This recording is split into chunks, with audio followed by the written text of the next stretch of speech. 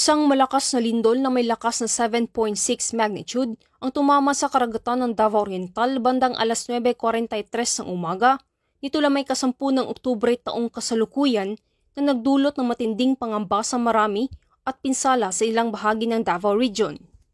Batay sa pinakahuling datos na nakalap hanggang alas 4:40 ng hapon, 4 na sibilyan ang nasawi, isa sa Davao City, isa sa Davao de Oro, at 2 pa sa Davao Oriental, habang 43 naman ang sugatan, kabilang ang 27 sa Davao City, 3 sa Davao del Norte, 8 sa Davao de Oro, 4 sa Davao Oriental, at isa sa Davao del Sur at wala namang napaulat na nawawala.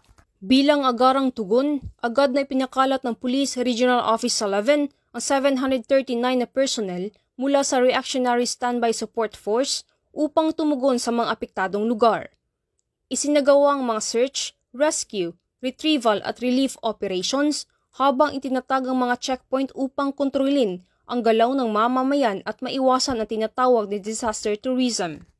Habang nagpapatuloy ang humanitarian response, nananatili ring aktibo ang regular na operasyon ng kapulisan. Kasabay nito, nagsagawa ng mga interagency coordination meetings kasama ang Office of Civil Defense, LGUs at NDRRMC upang matiyak ang maayos na daloy ng operamasyon at direktiba sa mga ahensya.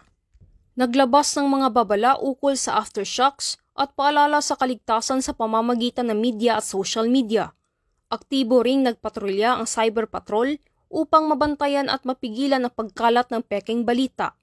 Sa Davao City naman, isinagawa ng Davao City Police Office ang Oplan Eye in the Sky operation para sa aerial monitoring at libreng sakay para sa publiko. Patuloy na nakatutok ang Police Regional Office 11 sa sitwasyon at nananatiling bukas ang komunikasyon nito sa publiko habang isinasagawang mga kaukulang hakbang para sa kaligtasan ng lahat. Mula dito sa Rion 11, ako yung PNN correspondent, Patrolwoman Sheena May Ilagan, alagad ng batas, tagataguyod ng Balitang Pulis.